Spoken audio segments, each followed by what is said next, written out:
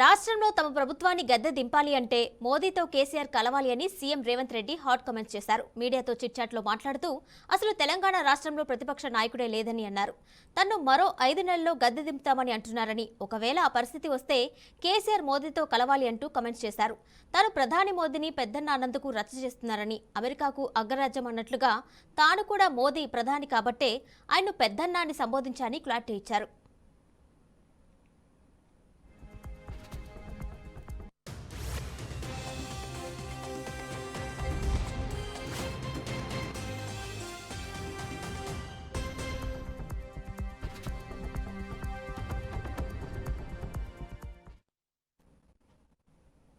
మోదీతో కేవలం రాష్ట్ర అభివృద్ధి గురించి చర్చించాలని కేసీఆర్లా చెవిలో వెళ్లి చెప్పలేదని అన్నారు.